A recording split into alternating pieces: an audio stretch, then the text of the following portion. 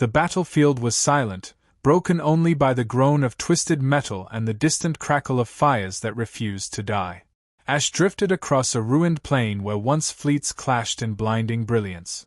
Among the wreckage lay the alien warrior, once feared across countless worlds, his name a shadow that chilled the hearts of enemies.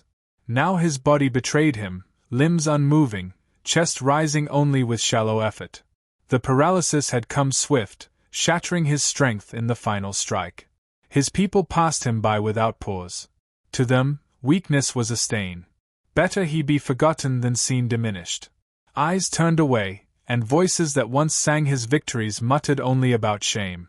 He was no longer warrior, no longer of use, and so he was left to the dust. The human soldier saw him. Scarred by battles, weary in spirit, he should have turned his back as well. Orders urged him forward, comrades urged him to leave the alien behind, but something inside refused. He remembered faces of those he could not save, remembered the cost of looking away when life still clung. His legs shook as he stepped closer, his breath heavy under the weight of armor, yet he knelt where no one else dared.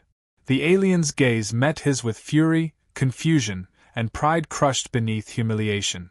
The soldier did not flinch. Every instinct told him this was folly.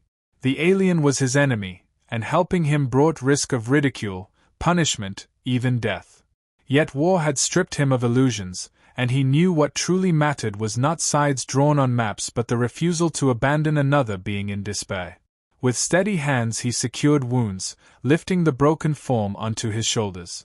The burden was immense, body trembling as he staggered through the wasteland, but each step carried a message unspoken: he would not leave this warrior to die.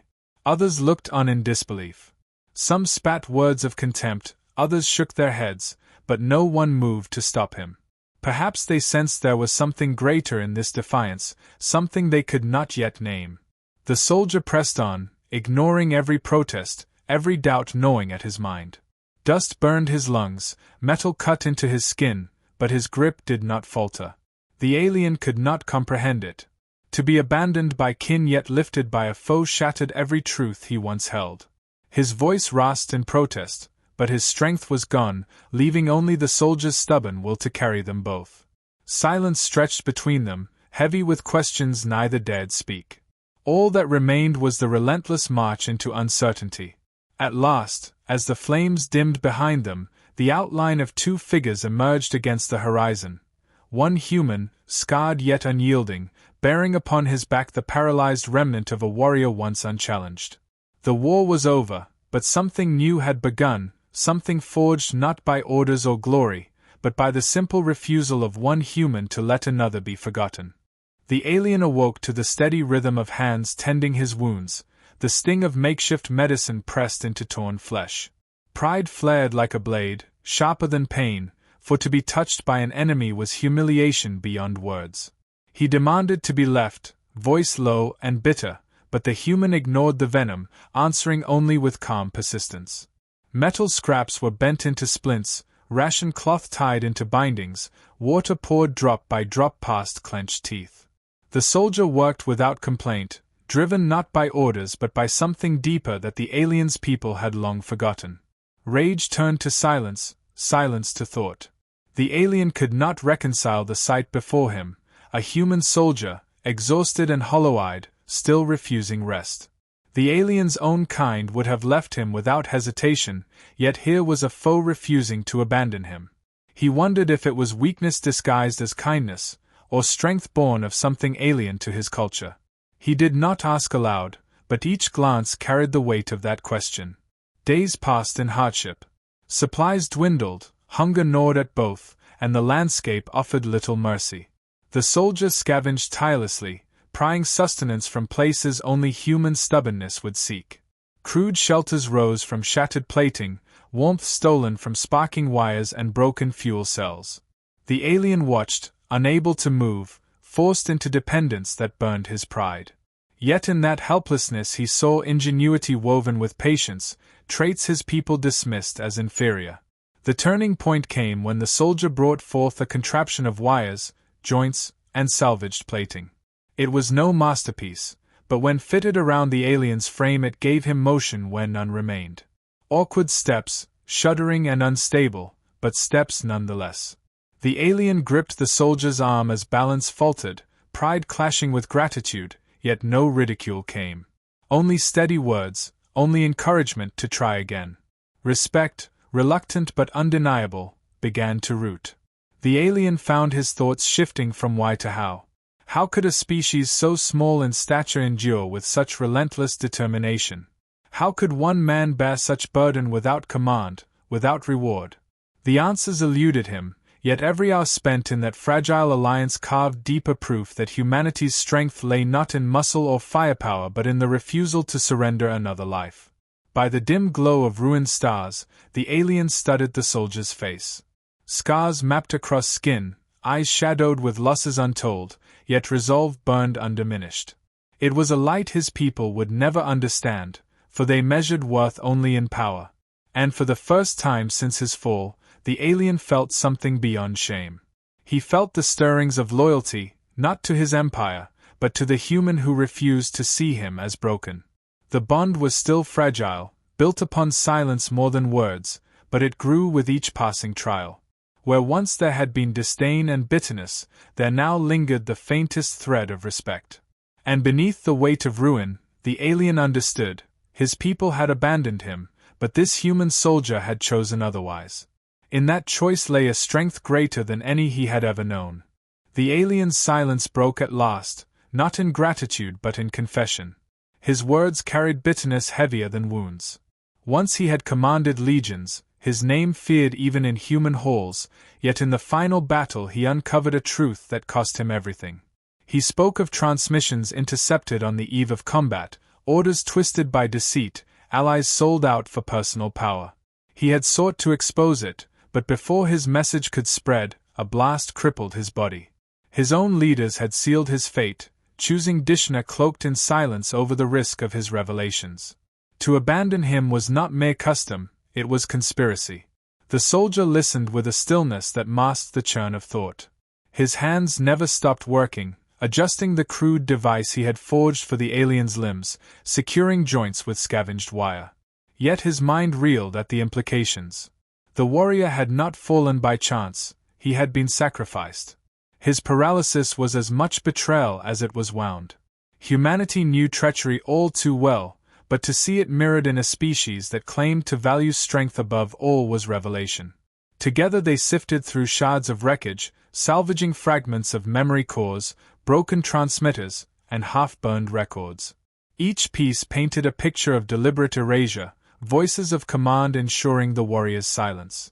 The alien stared at the data with hollow eyes, rage buried beneath resignation, for he had expected death but not abandonment at the hands of those he once served without question.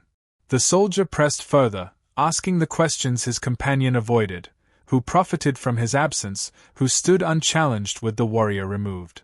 The answers were grim, but clarity emerged.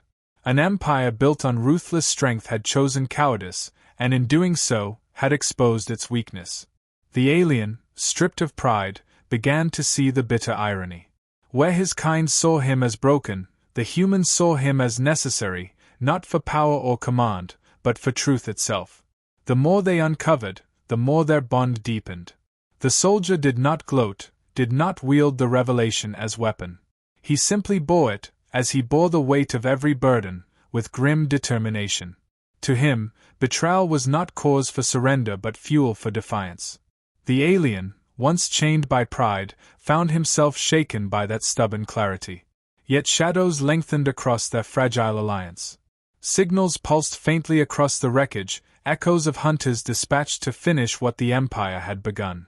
The alien knew the signature of such transmissions. Silence from the stars meant only one thing: assassins moved in the dark. His voice trembled as he warned the human, but the soldier's jaw only tightened. Where others saw inevitability, he saw challenge. That night, under fractured skies, the warrior realized the truth he had long denied. His people had abandoned him not because he was weak, but because he had been too dangerous in a different way. And now, beside him, stood the one enemy who refused to abandon, whose strength came not from power but from an unyielding will to stand when all others walked away. The assassins came with the precision of predators, their steps silent across the broken land, weapons gleaming with intent to erase what their empire considered shame. The soldier sensed them before their shadows crept near, instincts sharpened by too many battles to mistake the stillness. He readied himself with nothing but scavenged arms and the certainty that retreat was not an option. The alien, bound still by the crude frame fashioned for him, felt anger twist into purpose. His body was ruined, but his will burned fiercer than it had in war. The first strike fell fast, but the soldier met it with a fury born of defiance. Every blow he parried, every trap he sprung, was testament to a mind that refused surrender. He fought not for orders, not for glory, but for the promise he had made in silence, to never leave another to die abandoned. The alien watched, pride reshaped into awe, as the human soldier battled with a fire that his people could not name. Then, against the weakness of his body, the alien forced himself forward. The exoskeleton groaned under strain, joints sparking as he drew weapon in trembling hands. Shoulder to shoulder with the human, he struck back, each blow clumsy yet filled with a strength born not of muscle but of unbroken spirit. Together they held the line, two warriors once enemies now bound by something greater than allegiance. The assassins fell one by one, undone not by superior force but by unrelenting will. In the chaos, data recovered from the wreckage was broadcast across fractured channels, the conspiracy laid bare for all to see. The truth could not be buried beneath silence. The Empire's shame was exposed, and the warrior's name, once cast aside, returned not as symbol of weakness but of survival against betrayal. When the last foe fell, silence returned. The soldier, breathing hard, stood blooded but unyielding. The alien, body broken yet spirit alight, looked upon him not as enemy but as brother. In that moment he understood that true strength was not the Empire's cold creed, but the human refusal to abandon. The stars bore witness as the two figures endured, scarred and weary, yet unbroken. The conspiracy had crumbled, but something far greater had risen, a bond that would echo through the void, a legend of how one human's stubborn compassion changed the course of more than one life. Humanity's mark was not in conquest, but in the unshakable truth that no one should be left behind.